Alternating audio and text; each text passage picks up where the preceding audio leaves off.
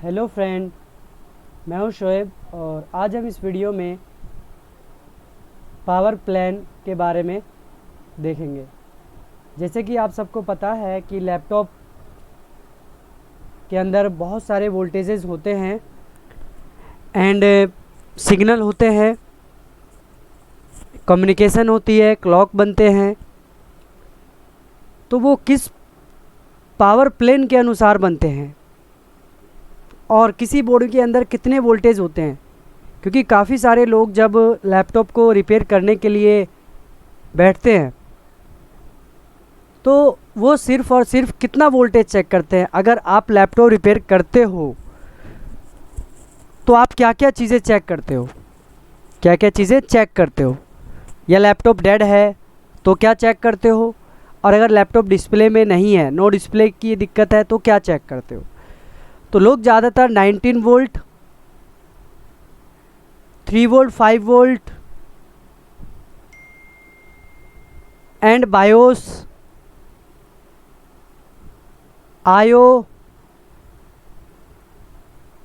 RTC, ये laptop को on कराने के लिए चेक करना पड़ता है। अभी तो मैंने लिखा है, काफ़ी सारे लोग तो आरटीसी चेक भी नहीं करते। काफ़ी सारे लोग ना ही आरटीसी चेक करेंगे और ना ही आईओ की रिक्वायरमेंट।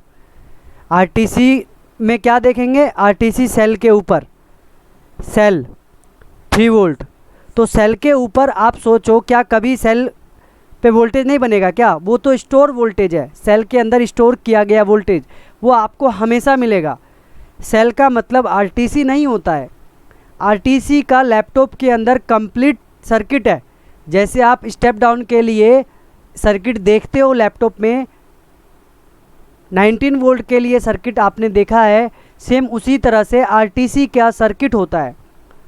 उस पूरे सर्किट को हमें चेक करना होता है। अगर आरटीसी में कोई दिक्कत होगी तो लैपटॉप डेड होगा। कभी कभी लैपटॉप में ऐसी प्रॉब्लम भी आ जाती है आरटीसी के कारण जो आपको समझ में नहीं आता। उस केस में भी हमें आरटीसी चेक करना होता है। तो आरटीसी का सर्किट आपको पता होना चाहिए। आईओ की रिक्वायरमेंट, तो आईओ की रिक्वायरमेंट में क्या चेक करते हैं कि आईओ के 1-2 पिनों पे 3 वोल्ट देख लेंगे, किसी पिन पे पावर बटन के ऊपर वोल्टेज देख लेंगे, एक पिन आरएसएम रीसेट का है वो देख लेंगे।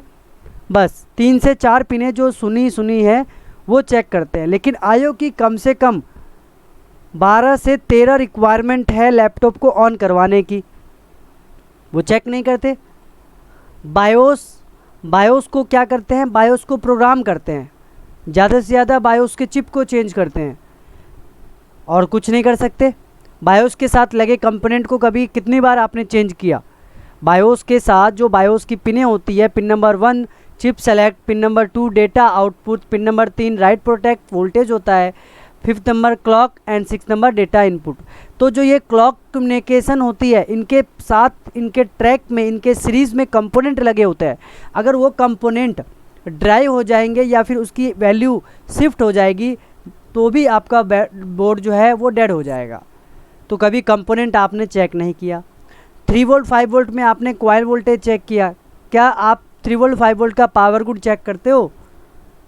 बहुत कम लोग पावर गुड चेक करते हैं, जिसकी वजह से लैपटॉप डेड जाता है। 19 वोल्ट चेक करते हैं? क्या 19 वोल्ट में एसी ओके पे कभी वोल्टेज चेक किया आपने चार्जिंग आईसी में? तो ओवरऑल लोग तो सभी चीज़ें करते हैं लेकिन फिर भी छूट जाता है। क्यों छूट जाता है? क्योंकि जब बोर्ड हाथ में आता है तो हमें समझ में नहीं आता क्या चेक करें। तो जितना दिमाग में आता है उतना ही देख पाते हैं, क्योंकि बोर्ड हाथ में आते ही दिमाग ब्लॉक हो जाता है। काफ़ी सारे लोग कहते हैं कि बोर्ड हाथ में आते समझ में नहीं आता, पढ़ते तो बहुत कुछ है, मालूम तो बहुत कुछ है, लेकिन उसे बोर्ड पे अप्लाई नहीं कर पाते हैं। तो उसके लिए आपको क्या करना है? आपने जितना भी चीज़ स्टडी किया, आपने जितना भी चीज़ स्टडी किया है अभी तक, और जो आपको लग रहा है कि इसकी ज़रूरत पड़ती है लैपटॉप रिपेयरिंग में, आप उसका नोट्स बनाएं। आप उसका नोट्स बनाएं और उस नोट्स को आप अपने टेबल पे, अपने टेबल जहाँ पे आप सेटअप पे बैठते हो रिपेयरिंग करने के लिए, टेबल सेटअप, आप वहाँ पे उस नोट्स को चिपका दें, उस नोट्स को वहाँ रख दें। इससे क्या होगा, आपके हाथ में जब बोर्ड आएगा तो आपका दिमाग ब्लॉक नहीं होगा। कारण क्यों? क्योंकि आपके आँखों के सामने आपने वो अपने नोट्स को चिपका रखा है, लगा रखा है। तो आपको बस अपनी आँखों को उठाकर देखना है नोट्स पे, और नोट्स को देखते देखते बोर्ड पे अप्लाई करना है। तो जिसका माइंड ब्लॉक हो जाता है, कहते हैं कि स्टडी किया लेकिन बोर्ड हाथ में आने के बाद करना क्या है ये नहीं समझ में आता। उनको हमेशा याद रखना है कि जो चीज़ नहीं समझ में आता, चेक करना भूल जाते हैं, जो चीज़ दिमाग में नहीं रह पाता है, उस चीज़ को आपको नोट्स में बनाकर, कॉपी में बनाकर, प्लेन पेपर में बनाकर वहाँ पे चिपकाना है जहाँ पे आप लैपटॉप को रिपेयर करने के लिए बैठते हैं। ठीक है, तो ये आपको करना है। सेकंड, मैंने जो वीडियो था पावर ब्लॉक, पावर प्लान को लेकर, तो मेरे पास एक लैपटॉप मैंने ओपन कर रखा है CQ40 4101P, एंड एक मेरे पास डेल का XPS सेकंड जनरेशन का है, इसको भी मैंने ओपन कर रखा है। तो अगर आपके पास कोई भी लैपटॉप आता है और लैपटॉप का अगर बोले तो 90% डायग्राम मिल जाता है, 90% तो डायग्राम मिलता है, 10% नहीं मिलता, 10% बोर्ड का डायग्राम नहीं होता। अब वो अलग बात है कि 10% वाला लैपटॉप आप ही के पास आता है ज़्यादा, तो इसमें हम कुछ नहीं कर सकते, लेकिन 90% का डायग्राम मिलता है। तो डायग्राम की मदद से आपको इतनी हेल्प मिल जाती है, इतनी हेल्प मिल जाती है, आपको सीखने को भी बहुत कुछ मिलता है और उस बोर्ड को आप रिपेयर भी कर सकते हैं। Help of schematic diagram, help of board diagram. तो वो हमें ढूंढने में थोड़ी प्रॉब्लम होती है कि स्कीमेटिक में, हमने बोला कि स्कीमेटिक में बहुत कुछ है, वो कहाँ है, वो कहाँ है? सिर्फ स्कीमेटिक में तो सर्किट है जिसे हम पढ़ते रहते हैं बार बार, स्कीमेटिक पे ये वोल्टेज, वो ग्राउंड, वो रीसेट, वो क्लॉक, वो रिक्वायरमेंट, ये तो डायग्राम है। क्या चीज़ें हैं मेरे लिए बोर्ड रिपेयर करते समय? तो रिक्वायरमेंट्स तो है, आईसी के ऊपर जाके रिक्वायरमेंट्स देखना है। बाकी आपको स्कीमेटिक से ये पता चलता है आपके हाथ में जो बोर्ड है, आपके हाथ में जो मदरबोर्ड है, उस मदरबोर्ड पे कितने वोल्टेज, कितनी तरह की वोल्टेज बनने वाली है। क्योंकि लोगों को तो यही नहीं पता किस बोर्ड में कितनी वोल्टेज बनेगी। सिर्फ 1935 रैम, CPU, PCH, बायोस, बस इतना ही पता है। लेकिन इतने ही वोल्टेज नहीं होते बोर्ड पे, हर बोर्ड का अलग अलग वोल्टेज होता है। किसमें कितना वोल्टेज है वो आपको स्कीमेटिक की डायग्राम से पता चलता है, और जब आप एक्सपीरियंस वाले हो जाते हो तब आपको पता चलता है। तो जब तक आप एक्सपीरियंस वाले नहीं हो, स्कीमेटिक की डायग्राम से आपको पता करना है किस तरह के बोर्ड में कितनी तरह की वोल्टेज होती है, वो आपको बताता है स्कीमेटिक के अंदर पावर डिज़ाइन ब्लॉक डायग्राम। ये ब्लॉक डायग्राम नहीं बोले इसको हम, अगर इसे बोले पावर डिज़ाइन या पावर प्लेन, पावर प्लेन या पावर डिज़ाइन, पावर को डिज़ाइन किया गया है इस पेज के ऊपर। तो आप यहाँ देख सकते हैं कि यहाँ पे 19 वोल्ट है, यहाँ पे आपका ये 19 वोल्ट जो कि DC पावर जैक से आता है। यह आपका AC fat and power source, power source means your 19 volt common point, ये 19 वोल्ट का कॉमन पॉइंट होता है। तो आपको यहाँ से ये पता चला कि 19 वोल्ट जो है कहाँ कहाँ पे जाता है। एक सवाल काफ़ी सारे स्टूडेंट के मन में ये भी होता है, जहाँ से कोर्स किया या फिर नहीं किया, कि ये वोल्टेज कहाँ जाता है। अगर कोई भी वोल्टेज कोई बोलता है कि 3 वोल्ट है या 5 वोल्ट है या 19 वोल्ट है, ये कहाँ जाता है, किस किस को जाता है, ये बड़ा सवाल रहता है। तो आप डायग्राम की मदद से ही सीख सकते हैं, किसी से आपको पूछने की भी ज़रूरत नहीं है, आपको डायग्राम बताता है कि ये चीज़ कहाँ जाएगी। तो जैसे कि आप देख सकते हैं ये 19 वोल्ट का कॉमन पॉइंट है पावर सोर्स, ये वोल्टेज कहाँ जा रहा है। तो आपने देखा कि एक तो जा रहा है चार्जिंग आईसी को, एक जा रहा है चार्जिंग आईसी को, यहाँ से देख सकते हैं चार्जिंग आईसी, और यहाँ से आपके TPS 51427। अब ये कौन सी आईसी है, तो ये आपकी 5 volt and 3 volt means step down का सर्किट। तो आपका ये 19 वोल्ट स्टेप डाउन को भी जाता है, चार्जिंग आईसी को भी जाता है, एंड यही 19 वोल्ट आपका RT8207 ये क्या है, तो आप देख सकते हैं यहाँ पे वोल्टेजेस लिखी हैं। ये जो वोल्टेज है ये आउटपुट वोल्टेज है, ये वोल्टेज जो है ये आउटपुट वोल्टेज है। तो यहाँ पे लिखा है 1.5 सस एंड 1.5 DDR पावर गुड। तो इससे हमें ये पता चल गया कि DDR means DDR RAM, means ये रैम की पावर होगी।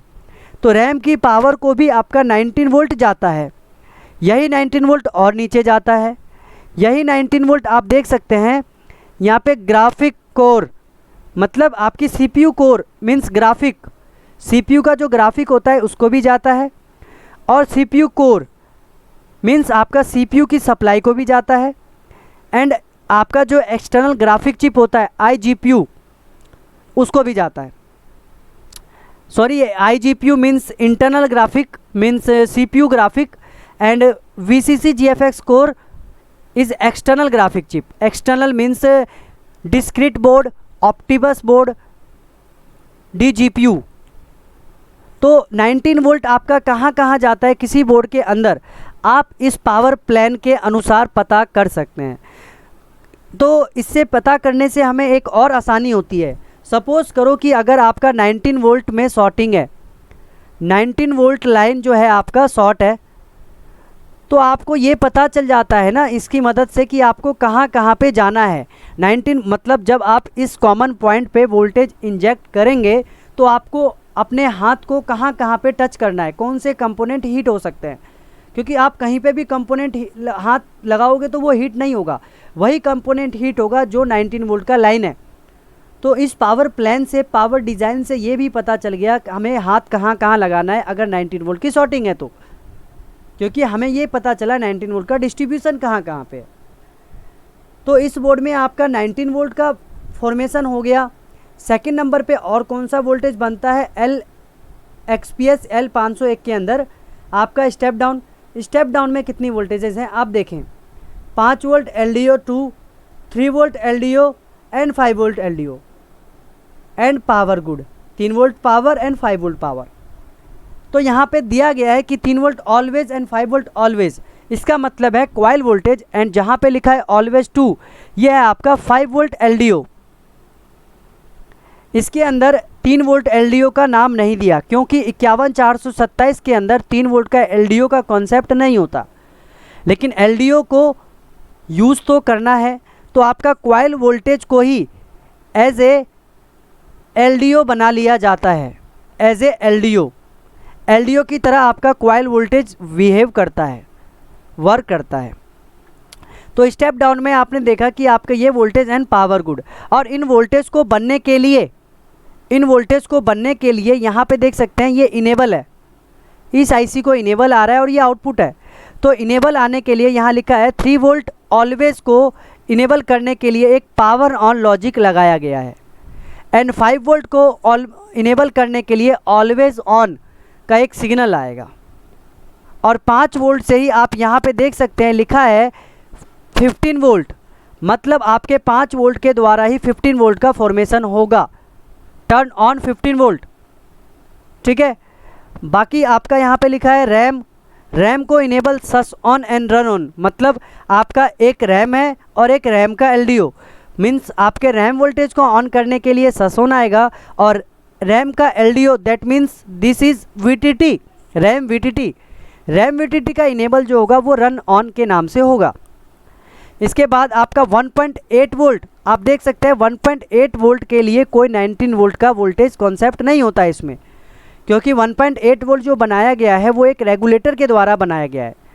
तो यहाँ पे देख सकते हैं RT8105 जो कि इनपुट, मतलब इसको जो इनपुट मिलता है इस रेगुलेटर को वो 5 वोल्ट है, एंड 1.8 को बनने के लिए रन ऑन का इनेबल आएगा तब आपका 1.8 बनेगा।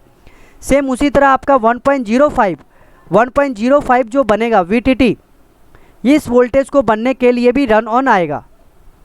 आगे आपका VCC SA वोल्टेज को बनने के लिए भी यहाँ पे 5 वोल्ट एंड रन ऑन के कमांड, रन ऑन के इनेबल से आपका VCC SA बनेगा। और आप देख सकते हैं VCC SA का पावर गुड 1.05 का पावर गुड यूज़ किया गया है, लेकिन 1.8 का पावर गुड यूज़ नहीं किया। तो मुझे इस मदरबोर्ड से ये पता चला ना इस डायग्राम की मदद से कि किसका पावर गुड दिया गया और किसका पावर गुड नहीं दिया। तो हमें पावर गुड को भी चेक करना ज़रूरी है, क्योंकि अगर पावर गुड मिसिंग जाता है, क्योंकि पावर गुड अगर बना है तो किस चीज़ के लिए, किसी न किसी रिक्वायरमेंट के लिए बना है, किसी न किसी सर्किट को तो जाएगा, ये बताने के लिए कि हाँ मेरा जो सर्किट है वो पूरी तरह से वर्क कर रहा है। अगर वो पावर गुड नहीं निकला और नहीं गया डेस्टिनेशन तक, दैट मीन्स वो समझेगा कि ये वोल्टेज नहीं बना, मिसिंग है, this is voltage is missing. अगर पावर गुड मिसिंग मीन्स आपका अगर VCC का पावर गुड मिसिंग है और ये अगर किसी सर्किट के पास जा रहा है तो वो सर्किट को ये लगेगा कि VCC वोल्टेज नहीं बना, मतलब आपका जो अगला रिक्वायरमेंट है वो एक्टिवेट नहीं होगा। ओके, वो एक्टिवेट नहीं होगा। इसी तरह से आप देख सकते हैं इसमें सभी वोल्टेजेस एक एक करके दिया है। उसके बाद यहाँ पे कुछ स्विचेस हैं जहाँ पे रेगुलेटर आप देख सकते हैं, इतने सारे ये रेगुलेटर के द्वारा या स्विच के द्वारा वोल्टेज बनाए जाते हैं। हमें ये भी चेक करने होते हैं, अगर इनमें से कोई वोल्टेज मिसिंग है तो आपके बोर्ड में डिस्प्ले नहीं आएगा। जैसे कि आप देख सकते हैं 5 वोल्ट से 15 वोल्ट कैसे बनता है, एक डायोड और कैपेसिटर के द्वारा। यहाँ पे लिखा है डायोड एंड कैपेसिटर की मदद से आपका 5 वोल्ट से 15 वोल्ट का फॉर्मेशन होता है। लेकिन इस डायोड को कंट्रोल जो करता है वो ऑलवेज ऑन कंट्रोल करता है। ठीक है, ये कंट्रोल करने वाला सिग्नल है, मीन्स 5 वोल्ट नहीं बनेगा तो आपका 15 वोल्ट नहीं बन सकता, और 5 वोल्ट को कंट्रोल करने वाला ऑलवेज ऑन है, इसका मतलब ये है। और यहाँ पे ये 5 volt always say 5 volt sauce, this is a switch, इसका मतलब ये एक स्विच की तरह वर्क करता है और ये स्विच एक्टिवेट तब होगा जब इसको सस ऑन का इनेबल आएगा। नीचे फिर से है एक 3 वोल्ट से 3 वोल्ट सस बन रहा है, तो 3 वोल्ट 3.3 सस बनने के लिए सस ऑन का इनेबल आना चाहिए, क्योंकि ये जो ऑलवेज हैं ये तो आपके स्टैंड बाई वोल्टेज है, इसी वोल्टेज को एक स्विच में डालकर दोबारा डिज़ाइन किया जाता है बोर्ड में। अगर ये वोल्टेज नहीं बना तो भी आपके बोर्ड में प्रॉब्लम है। सिर्फ 3 और 5 बोर्ड पे तो आपने देखा, दैट्स मीन नॉट इनफ कि 3 और 5 बन रहा है तो सभी वोल्टेज बन रहे हैं, क्योंकि 5 वोल्ट ऑलवेज अलग चीज़ है और 5 वोल्ट सस्पेंड एक अलग चीज़ है, ये दोनों आपके बनने चाहिए। ठीक है, अगला यहीं पे आपका 1.5 सस एंड 1.5 सस CPU। 1.5 मीन्स रैम वोल्टेज, और रैम वोल्टेज आपका आफ्टर पावर बटन बनता है, इसलिए इसका नाम इनपुट के रूप में सस है, और आपका यही 1.5 सस CPU के लिए बनता है, मतलब यही एज ए स्विच की तरफ वर्क कर रहा है। और इस स्विच को वर्क करने के लिए SIO की मतलब SIO SLP S3 means PCH की तरफ से, ये जो SLP S3 हैज का सिग्नल है ये PCH की तरफ से आता है, तो PCH कंट्रोल करेगा। सेम उसी तरह 5 वोल्ट रन ऑन के नाम से, 3.3 रन ऑन, 1.5 फिर से run on, 1.8 GFX, 1.05 1.05 GFX, 3.3 GFX। Means ये जो वोल्टेजेस हैं ये आपके ग्राफिक्स के लिए है, मीन्स ऑप्शनल, ये आपका DGPU ऑप्शनल ग्राफिक चिप, तो इसे अगर नहीं भी बनेगा तो भी कोई दिक्कत नहीं है। आपको उस तरह के केस में आप जब ग्राफिक को कन्वर्जन कर देते हैं तो ग्राफिक कन्वर्जन करने के बाद हमें इस वोल्टेज की ज़रूरत नहीं है, लेकिन अगर आपका बोर्ड ग्राफिक वाला है तो ये वोल्टेज भी बनना ज़रूरी है, मतलब आपकी ग्राफिक चिप को ये वोल्टेज की रिक्वायरमेंट होती है। अगर ये वोल्टेज कोई मिसिंग है that means your graphic chip is not proper work, आपके बोर्ड में डिस्प्ले नहीं आएगा ग्राफिक चिप की द्वारा। ठीक है, तो काफ़ी सारे लोग क्या करते हैं, इनमें से कोई वोल्टेज नहीं बनता है तो सीधा ग्राफिक चिप को ही कन्वर्जन कर देते हैं, क्योंकि उनको लगता है ग्राफिक चिप फेल हो गया, लेकिन ऐसा नहीं है। ग्राफिक चिप की सप्लाई मिसिंग होने के कारण वो ग्राफिक चिप डिस्प्ले नहीं देता। ठीक है, तो इस तरह से ये पावर का सीक्वेंस है जो मैंने अभी बताया, और नीचे भी है जो कि मैं पार्ट 2 के अंदर डालूंगा। ये यहाँ तक मैं पार्ट 1 का वीडियो है, फिर मिलते हैं नेक्स्ट वीडियो में पार्ट 2 में।